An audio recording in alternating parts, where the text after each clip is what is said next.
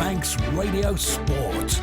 Good evening, Rob Pritchard here, back with you once again for Friday Sport Preview here on Manx Radio. Hope you have had yourself a good, if not chilly week here on the Isle of Man so far. Coming up tonight, another set of exciting fixtures await in Manx football this Saturday as we approach the opening ties of the Descartes Railway Cup. In rugby, two tough home tests await for Douglas and Vagabonds in their respective divisions this week, whilst tomorrow also sees the final round of the Ravenscroft Manx Shield. And now that the curtain has fallen on the Isle of Man's mixed hockey season, we take a look back at some of the key talking points from the campaign. That is all to come this evening.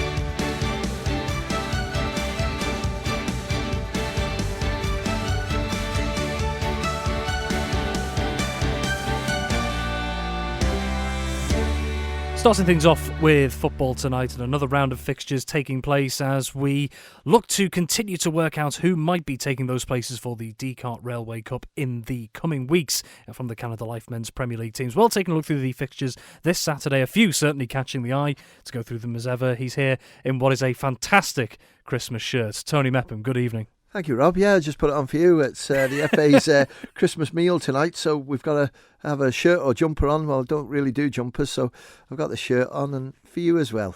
Put you in the festive spirit. I feel honoured. I must say. Thank you. Okay, let's take a look at the fixtures this Saturday, all kicking off at 2 o'clock with the exception of one, which we'll come to. We have 6 fixtures in the Canada Life Men's Premier League, and starting off with one of the sides still struggling at the moment, that is St George's, and they're hosting Onken this weekend. Yeah, and this one, there's no sort of pressure on either side to try and get qualified for the Descartes Railway Cup, but the pressure is on. Certainly St George's try and get some points to climb them away from that bottom 2 position that they're in at the moment. I think Johnny Myers will have a reasonable squad tomorrow to pick from because Chris Bass should be available. You also got Sean Quay, Kieran McNulty, so it makes them looking really strong, as we're with Onken. There'll be 1 or 2 players sort of missing, so David Rees knows that he's just got to close things down at the back, hopefully keep things nice and tight and try and hit them on the break and try and score some goals. It's going to be a difficult afternoon for them, I think, and I'm going to go for St George's to take the victory. Very well, then we move to the south of the island and two of the teams that were battling toward the top last season. Slightly different environment at the moment. At Russian United, they're going to be hosting Ayr United. Yeah, and I'm just looking at the Ayr results recently against Corinthians, where they were 2-0 up, looking really good. And then they got beat 4-2. So Ayr will be looking to try and shut shop, keep things nice and tight at the back. Nick Hurt still playing. Well done, Nick. Plenty of experience there for him. Sean Kelly, I think, will be included in the squad. Johnny Shields might be back, so that makes them an awful lot stronger than they have been over the last couple of games. They had Nick, they had Sean against Corinthians, but Russian, I was pleasantly surprised last week. A couple of young lads have come in, Rob, look really good, and the future looks well for Russian, but it's just getting the best out of those players.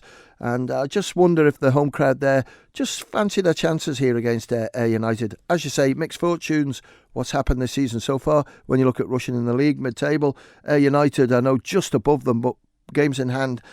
So I just think Ayr might find it a little bit tough, and that's why I go for Russian.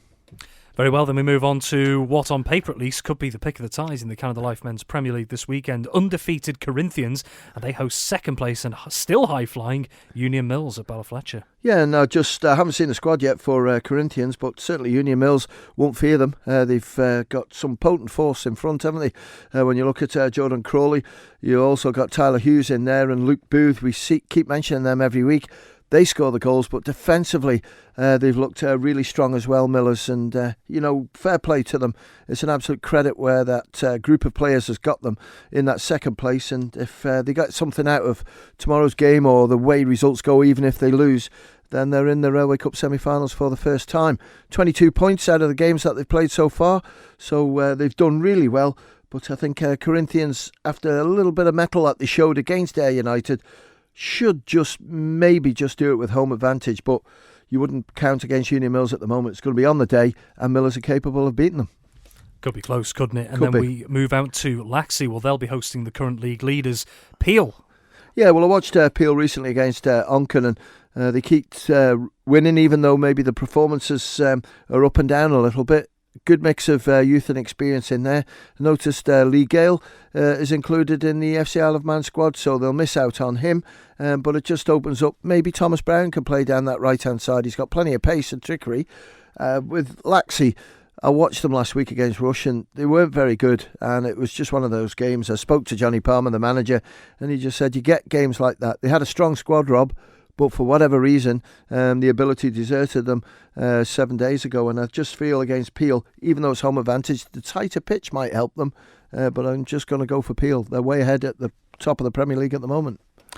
Very well, then we move out to the west of the island, and St John's, they will be hosting Ramsey. Yeah, what a battle this one's going to be, because it's on everything, I think, for both sides to take maximum points. A draw's no good for either. St John's have got aspirations to win the league, as where with Ramsey, had a blip, dropped quite a few points, but since then have come back in, scored a few goals, and they'll be feeling pretty strong on this one. We know that they're struggling a little bit up front, St John's, so we'll have to wait and see where the goals are going to come from. But Will Penhorick at the back, Sam Ingham will work tirelessly in that centre-back role. But I just think Ramsey's forwards will be too strong for them. I'm going to go for Ramsey with the victory. Very well, and then rounding off the Canada Life Men's Premier League fixtures tomorrow afternoon, Douglas Royal, and they'll be hosting Moran. Yeah, Moran are under a little bit of pressure at the moment, bottom of the table. They're not picking up, results that they seem to have a slow start the last couple of years, and then it comes good for them. This year they had a slow start, then they had a good win against one of the top sides, and since then they found it hard going. Douglas Royal had a good result recently, plenty of goals for them. So Michael Fitzmaurice will be asking for the same performance from them, depending on what players are available for them. No squad news, but I'm going to go for Douglas Royal, the home side, to take the victory. OK, then moving on, let's crack through the other divisions. Let's have a look at DPS Limited Division 2. 5 games there. One of them is the early kick-off, and it's first versus third in that one. That could be an interesting one. Yeah, belter this one, and that's the one I think Paul Moran sent me to. No problem with that one, because I've watched St Mary's this year. Had a right good ding-dong with Michael. Really enjoyed that game at the Bowl. But Braddon, Will Smith's team, I'm looking forward to seeing these young guns come through, and the two sides, well done to them, because the arrangements aren't perfect for tomorrow, Rob, because bit bizarre this one. They're getting changed in the changing room before kick-off, and then they've got to move the gear out because FC Alaman are basically going to be in the changing room while the game is still playing, and then as they finish, FC Alaman will come on.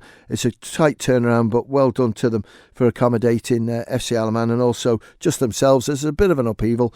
Victory, I'm going to go for a more experienced side in St Mary's, but really looking forward to watch these young players of Braddon, just say how good they are, because they really have caught the imagination in this DPS Limited Division 2 this season.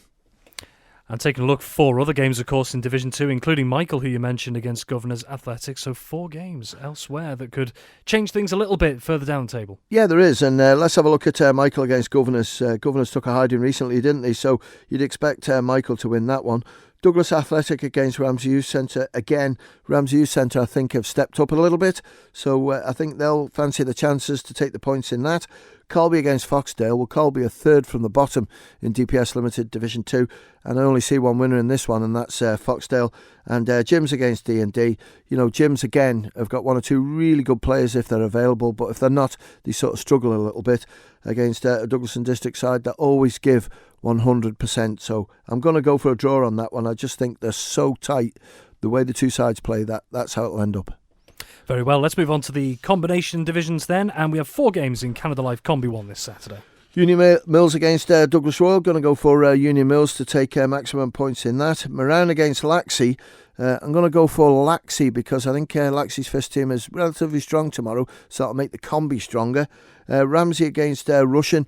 Got to go for Russian. When you look at that league table, played, 9 now, maximum points, so they're absolutely flying Russian, and it looks as if they're going to retain that combination 1 trophy.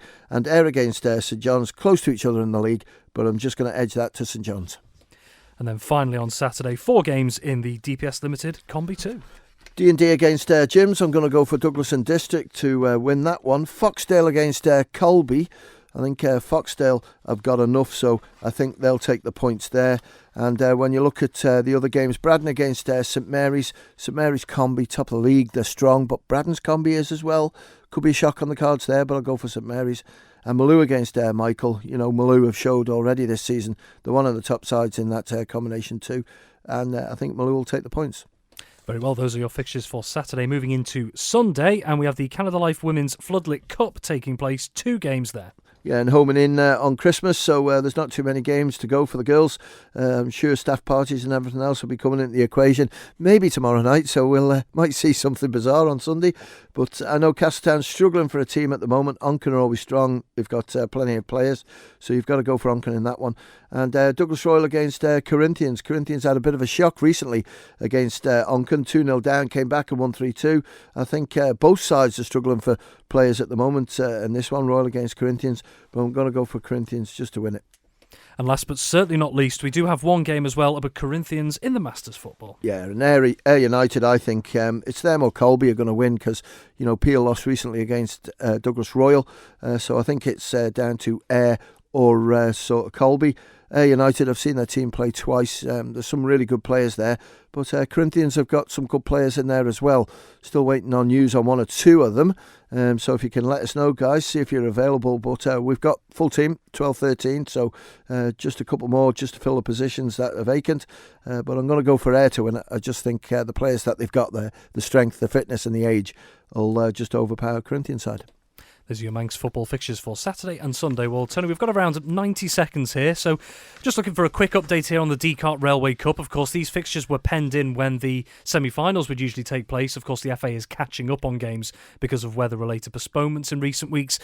If you had to sum it up, where do we stand at the moment with the Descartes Railway Cup? Tomorrow's key. If the results go like I want them to go, then I think we'll have a 4. If we're not quite there with the 4, but we can get the 4 by playing a game next week, I'll shift the fixtures a little bit because problem is, Rob, the Descartes Railway Cup, it's a huge competition for the 4 sides that get there.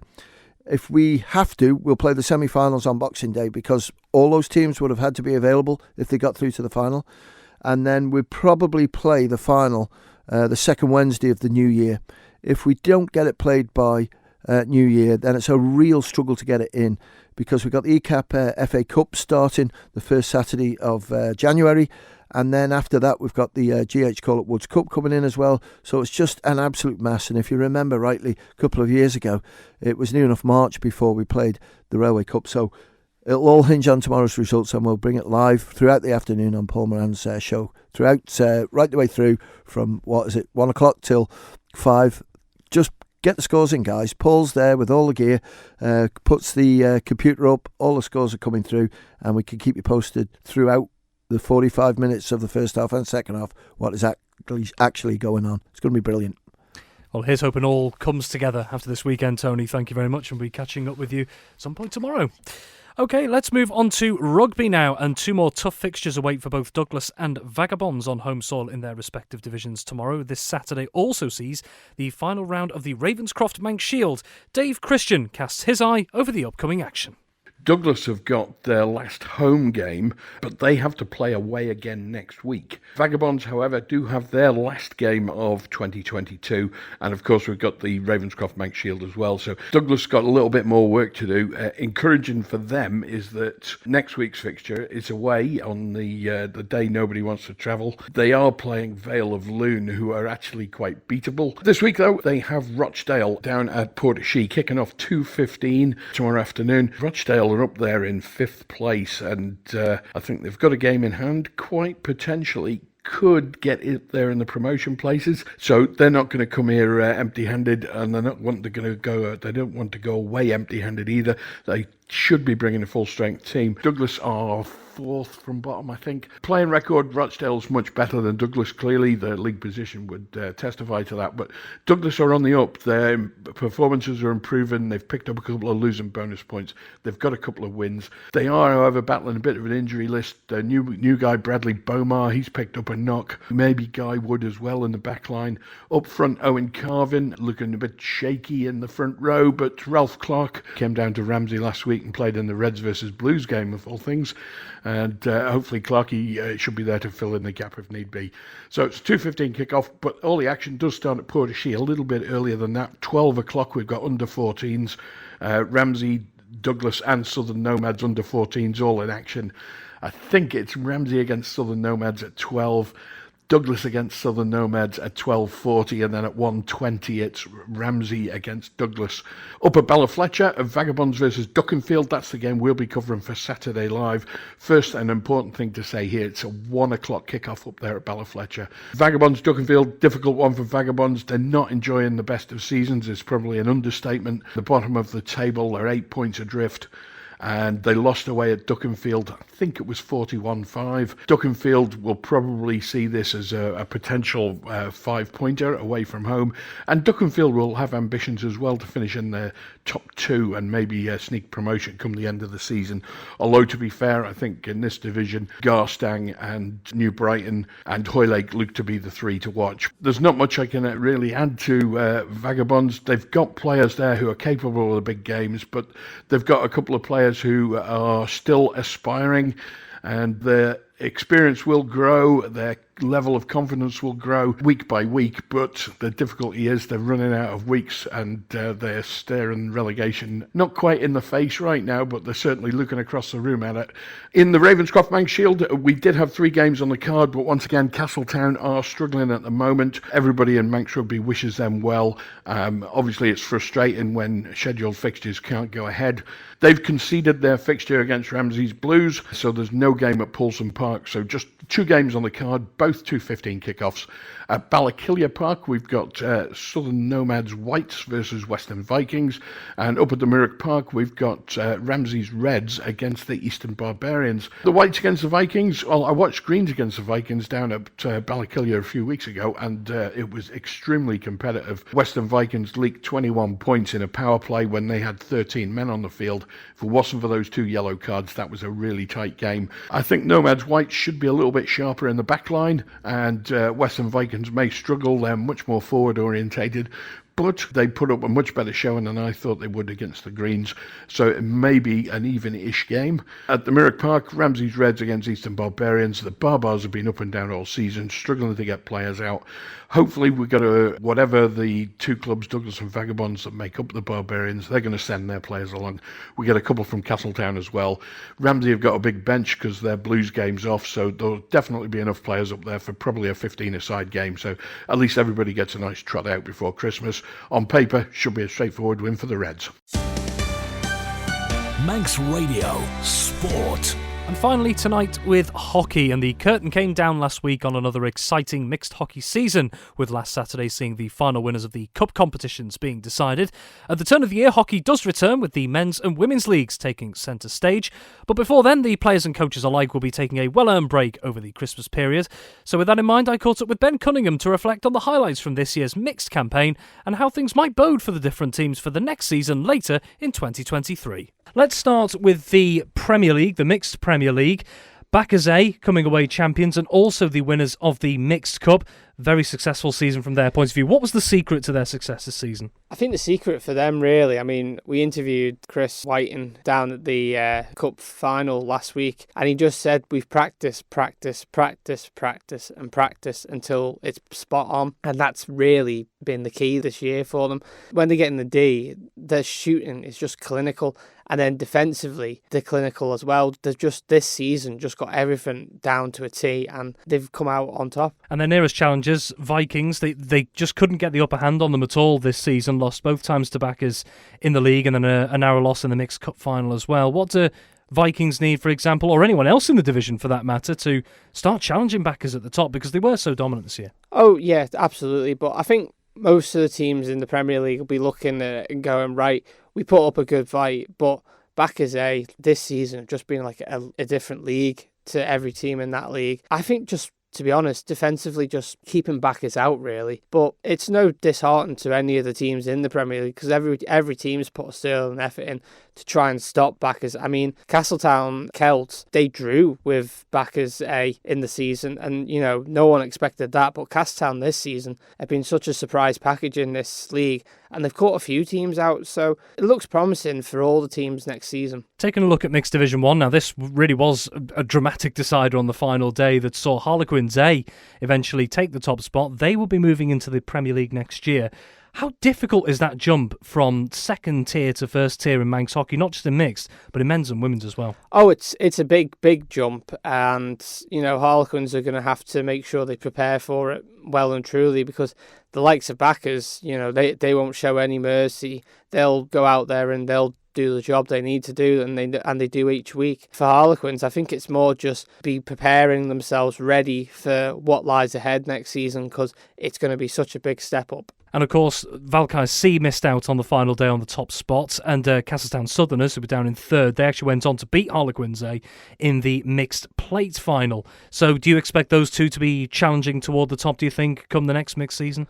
Oh yeah, absolutely. And to be frankly honest with you, I wouldn't put it past Castletown to be up there next season and potentially getting the promotion. After watching them last week in that mixed plate final, that game had everything, and Castletown were well-deserved winners, even if it did go down to penalty flicks. But it was a real good, proper finals game, and credit to Castletown for getting it on flicks. Well, looking to Division 2, Castletown Camags taking the top spot, a dominant performance from them throughout the season. How do you think they'll fare in Div 1 next campaign? I think they'll fare very well. I mean, 100% record this season, undefeated and scoring plenty of goals. I mean, that bodes well for going up to Division 1. And yeah, I think they're going to really challenge a few teams in Division 1 and maybe cause a few upsets, who knows? Could be some interesting Castletown derbies coming up in that division next absolutely, season. Yes. Looking to Division 3 then, Backers Colts, a sensational season for them in winning the Division 3 title, and then going on to win the Mixed Bowl as well against Ramsey Ravens from Division 2. Just how much of a mark could Backers Colts end up making in Division 2? Oh, absolutely. They're going to make a huge mark, I reckon, in Division 2. And I mean, the fact that they've already beaten a team in Division 2 who were the runners-up in Division 2, I can see them really proving themselves in Division 2. And Backers Colts, a young squad as well, so they've got plenty of energy, plenty of fitness, which is always good to have. May come up against some more maybe experienced players with a bit more savvy on the pitch in the division above. How do you think they'll cope with that particular style of play? They've got a few young players, but then they have got a few older players playing for them as well. I think that the way they've got that team formed is perfect, and they just need to make sure that they keep it and try not to lose anyone, maybe potentially moving to another club or maybe losing them going off to uni, but just try and keep that team knitted well, because this season they have, and they've proven it. Manx Radio Sport. Ben Cunningham with that look back on the mixed hockey season there. That's just about all we have time for on Friday Sport Preview this week. Many thanks to my guests, Tony Mepham, Dave Christian and Ben Cunningham. And just one final reminder, FC Isle of Man are chasing a third win in a row for the first time this season this Saturday when they host Litherland at the Bowl tomorrow afternoon at the earlier kick-off time of 4:30pm. And if you're not heading down to the Bowl, we at Manx Radio will have you covered. Myself and guest co-commentator Sean Doyle providing full live match commentary on Manx Radio Digital. That's all we have time for now, so have a wonderful Friday, whatever you're doing, and have a wonderful weekend as well. Chris Kinley is with you next. Until next time, bye for now.